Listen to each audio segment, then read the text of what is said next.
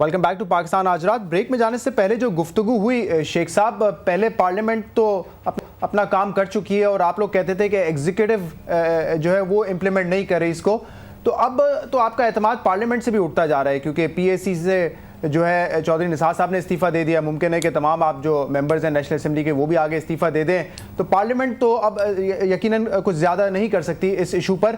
کیا کرنے کی ضرورت ہے پھر یہ بتا دیں ہمیں. لیکن شداد آج میں چونکہ واقعہ ایسا کہ اس پہ میں سیاسی بات نہیں کروں گا اور نہ ہی میں کسی ایسی گفتگو میں الجھوں گا جو کہ آپ کو اس خاص ایشو کی طرف سے آپ کو دور لے جائے. بات یہ ہے شہزاد, آپ ماضی میں چلے جائیے. اصل بات یہ ہے کہ ہم لوگ اپنی غلطیوں کو تسلیم نہیں کرتے. ملک پاکستان کے دو ٹکڑے ہوئے, ہم نے تسلیم نہیں کیا. جو کچھ کیا گیا, جو آپ کی پالیسی, اس کی وجہ سے یہ معاملات طے ہوئے. میں اس کے سیاسی پس منظر میں نہیں جاتا. کس طرح ایک پرائم منسٹر کو آپ نے پھانسی پہ لٹکا دیا, ایک پرائم منسٹر کو آپ نے اٹھا کے باہر پھینک دیا. مطلب آپ کیوں اپنی غلطیاں تسلیم نہیں کرتے؟ ریمنڈ ڈیوس کے معاملے پہ اگر آپ کھڑے ہو جاتے, آپ اس پہ اپنا ایک موقف لے کے بیٹھ جاتے تو یقین کیجئے ساری دنیا آپ کا ساتھ دیتی. اور یہ بات حقیقت ہے. میں آپ کو ایک عرض کر دوں شہزاد صاحب کہ دنیا میں پاکستان کو, دنیا سے مراد یہ ہے کہ امریکنز اور ان کے الائز پاکستان کو کوئی اچھی نگاہ سے نہیں دیکھتے. پاکستان ان کی نگاہ میں کھٹکتا ہے. پاکستان اس کی دو بیسک, میرے نزدیک دو بیسک وجوہات ہیں. ایک پاکستان اسلامک ملک ہے اور دوسرا پاکستان اٹامک ملک ہے. یہ ہماری, جہاں پہ ہماری غلطیاں ہمیں تسلیم کرنی چاہیے. کچھ دوست ایسے ہیں جو الفاظ تو بیان کرتے ہیں لیکن یہ نہیں سمجھتے ان کے الفاظ سے پاکستان کی سلامتی پر, پاکستان کے سرحدی نظام. شیخ صاحب میں آپ سے یہی جاننا چاہتا ہوں نا کہ آپ جب کہتے ہیں کہ ہمیں چاہیے تھا کہ ریمنڈ ڈیوس کے ایشو پہ کھڑے ہو جاتے تو کھڑے ہو کے کیا کرتے ہیں؟ مطلب یہ بتائیں نا کہ کیا ایسی چیزیں جو ہم لوگ کر سکتے ہیں. مجھے تو آج تک کی شہزاد یہ نہیں پتا چلا کہ ریمنڈ ڈیوس میں ہوا کیا. ریمنڈ ڈیوس نے جیسے 3 پاکستانیوں کو برے بازار میں کچل دیا اور مار دیا اور ان کو کیسے چھوڑا گیا, یہ تو کسی پاکستانی, میرے خیال سے رانا ثناء اللہ صاحب کو پوری سٹوری پتہ ہے, تو آپ ان کے ساتھ کبھی ایک نشست لگا لے گا, وہ سب بتا دیں گے آپ کو. نہیں, میں جو عرض کرنے جا رہا ہوں کہ میں جو اپنی طرف سے ایک بات عرض کرنا چاہتا ہوں. میڈیا میں آ گئے, آپ نے بات کر دی, میں نے بات کر دی, یہ میرے اور آپ کے خیالات ہو سکتے ہیں. حقائق کیا تھے, کیوں اس کو چھوڑا گیا, کس وجہ سے چھوڑا گیا, یہ آج تک حقائق آپ کے سامنے. اور ہماری بدقسمتی یہ ہے کہ ہمارے پاس حقائق نہیں آتے. اب تو کسی حقائق کو پوچھنے کی ضرورت نہیں ہے. آپ مجھے یہ بتائیں کہ اگر ہم سیولینز اگر ہم مرتے ہیں, ہمارے روزانہ بلا ناگا, کیا فاٹا کے بسنے والے وہ پاکستان کے شہری نہیں ہیں؟ اگر وہ روزانہ بلا ناگا ہزاروں کی تعداد میں اب تک وہ ڈرون حملوں سے مر چکے ہیں, اگر ہم اس پہ کھڑے ہو جاتے, ایک موقف اپنا سخت کر لیتے, تو میرے خیال میں یہ نوبت نہ آتی. اور یہ اگر آپ یہ سمجھتے ہیں کہ آج آپ نے یہ قرارداد پاس کر کے ڈیفنس کمیٹی نے کر کے تو آپ یہ سمجھتے ہیں کہ امریکہ کو روک لیں گے, یہ ممکن نہیں ہے. جب تک آپ ایک جگہ کھڑے نہیں ہوں گے, جب تک آپ کی آواز ایک نہیں ہوگی.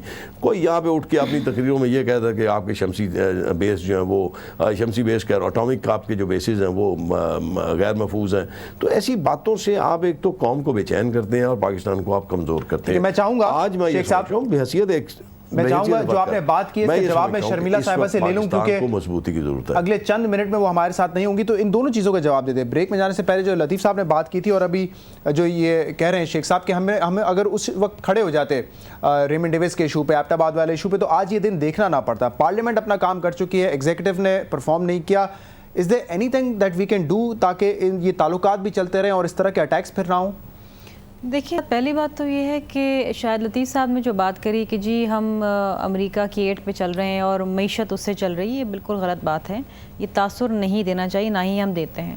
اور جہاں تک یہ فیصلے ہوتے ہیں کہ کس طریقے سے امریکہ کے ساتھ ہمیں ڈیلنگز کرنی ہے, اس میں آپ کی جو پولیٹیکل لیڈرشپ ہے, they are at the same page with the military leadership. اگر آپ ڈی سی سی کی میٹنگ دیکھ لیں تو اس میں چیف آف آرمی اسٹاف بیٹھے ہوئے تھے, ڈی جی آئی صاحب بیٹھے تھے, اے پی سی میں دیکھیں وہاں بھی بیٹھے ہوئے تھے. تو ایسی بات نہیں ہے کہ جی فوج ایک چیز چاہ رہی ہے, فوج حملہ کرنا چاہ رہی ہے اور پولیٹیکل لیڈرشپ اسے منع کر رہی ہے. جو بھی فیصلہ ہو رہا ہے دونوں کی باہمی مشاورت سے ہو رہا ہے. تو let's not pass on the entire book on the political leadership. اگر یہ فیصلہ ہر کوئی چاہتا ہے, میں بھی چاہتی ہوں کہ جی ہمارے 25 بندے, انہوں نے 24 بندے شہید کر دیے, ہم بھی ایک حملہ کر دیں. لیکن بات یہ ہے کہ جب آپ نے ایک ریزننگ کے ساتھ سوچنا ہے, آپ نے لانگ ٹرم بھی سوچنا ہے, آپ نے شارٹ ٹرم بھی سوچنا ہے, آپ نے مڈ ٹرم بھی سوچنا ہے, آپ کی ملک کی سیکیورٹی کے معاملات ہیں یہاں پر.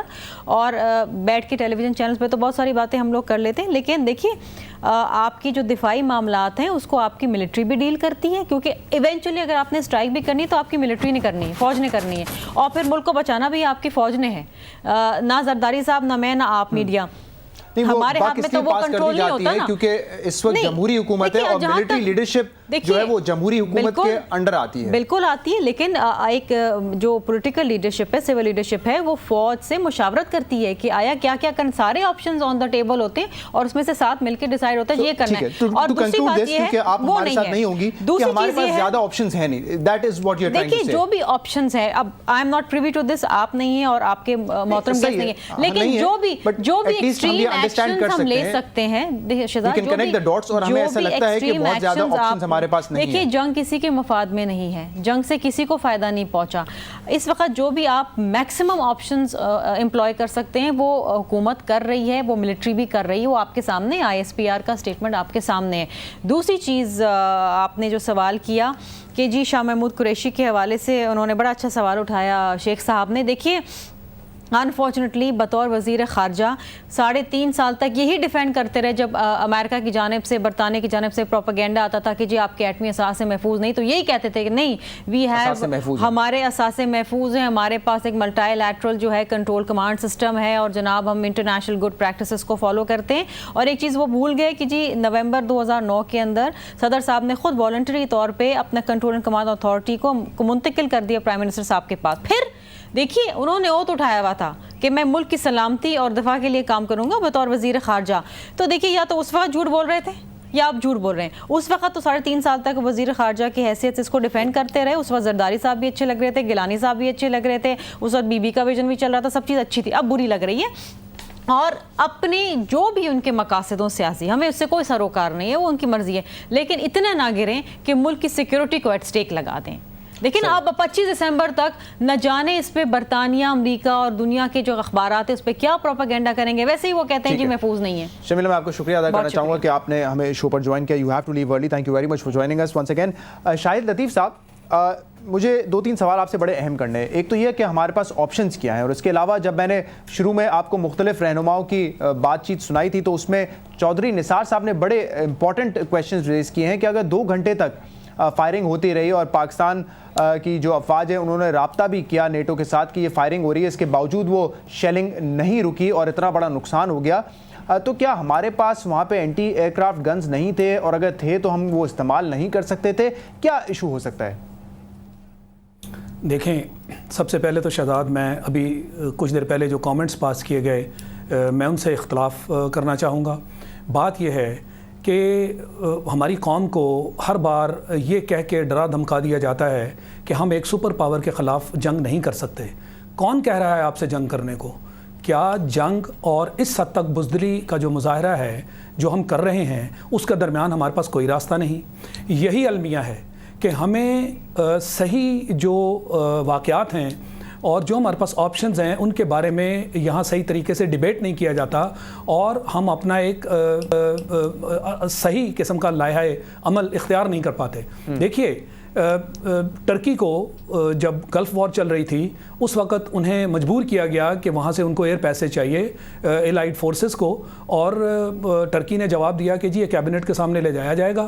کیبنٹ نے 4-5 دن ڈسکشن کیا اور اس کے بعد کہا سوری ہم آپ کو یہ پیسیج نہیں دے سکتے. آپ بتائیے ٹرکی کے اوپر کیا اٹیک ہو گیا؟ کیا ٹرکی کو جنگ لڑنی پڑی اپنا لائحہ عمل ان سے منوانے کے لیے؟ ایسے نہیں ہوتا. لیکن شاہد صاحب ہم پر تو اٹیک ہو رہا ہے نا، ہم تو اتحادی ہیں اس جنگ میں، پھر بھی اٹیک ہو رہا ہے. تو لوگ یہ سوچتے ہیں کہ اگر ہم اتحادی نہیں رہیں گے تو کیا 24 کی جگہ 48 جوان تو نہیں شہید کر دیے جائیں گے ہمارے؟ ایسے نہیں ہے، ایسے نہیں ہے. یہ آپ کے 24 جوان اسی لیے شہید ہوئے، اس سے پہلے چوکیوں پہ اسی لیے حملے ہوئے، اس سے پہلے انگور اڈہ کا واقعہ اسی لیے ہوا، اس کے بعد یہ 2 مئی کا واقعہ اسی لیے ہوا کہ آپ نے آج تک دم خم نہیں دکھایا کہ ہم جو کہتے ہیں وہ کر بھی سکتے ہیں. دیکھیے آپ کے پاس کتنے حربے ہیں، ہم کہہ رہے ہیں جی ہمارے پاس کوئی حربہ نہیں. یہ معاشی جو حالت والی بات ہے وہ تو میں نے آپ کو کلیئر کر دی کہ ایسا ہرگز نہیں ہے کہ ہمیں اگر وہاں سے امداد نہیں ملے گی تو خدا نخواستہ ملک نہیں چلے گا. ہمیں اپنے اندرون خانہ اپنے حالات ٹھیک کرنے ہوں گے، اپنے اخراجات کو کنٹرول کرنا ہوگا. ہمارا جو اپنا بجٹ ہے اس کے اندر رہ کے ہمیں اس ملک کو چلانا ہوگا. اب آ جائیے ہمارے پاس آپشنز کیا ہیں. دیکھیے اب دیکھیے بون کانفرنس آ رہی ہے. آپ ये नहीं समझते कि बॉन कॉन्फ्रेंस में पाकिस्तान की शमूलियत कितनी ज़रूरी है। इसके बगैर अफ़गानिस्तान का हल निकल ही नहीं सकता। और इस मामले में उनके मुख्तलिफ शख्सियात जो हैं पिछले चंद दिनों से आपको विज़िट कर चुकी हैं और वो कह रही हैं कि खुदारा वहाँ आइए और आपकी शमूलियत से हमारा मसला हल हो सकता है। बॉन कॉन्फ्रेंस के बाद आगे चलिए, उसके बाद आपके पास ये जो सप्लाई रोकने वाला मामला है, आप सीरियस होके सिर्फ यही नहीं कि चंद कंटेनर रोकने चंद दिन के लिए, उनके पास स्टॉक्स हैं, उसके बाद वो अपने स्टॉक्स के ऊपर डिपेंड कर सकते हैं। आप सी के अंदर जो शिपिंग है उसको रोकिए, वो जहाँ आके रुके हुए हैं, देखिए कितने डैमेजेस होते हैं, देखिए पूरी दुनिया में ये न्यूज़ कैसे फैलती है। This will make headlines in the world news. आप वो कीजिए, उसके ऊपर बहुत सारे मामलात और बहुत सारे जो हैं उनको तकलीफ़ों का सामना होगा। तीसरी बात, ये जो शमसी एयर बेस के बारे में आपने आज से कई महीने पहले कहा कि जी शमसी एयर बेस उनसे ले रहे हैं, आपने शमसी एयर बेस नहीं ली और कह दिया कि हमने ले ली। फिर अमरीकनों का बयान आया कि शमसी एयर बेस हमने वापस नहीं की, वो इसलिए कि वो आपका उनके साथ कोई रिटर्न एग्रीमेंट नहीं है, लिहाजा हम सब चुप कर गए।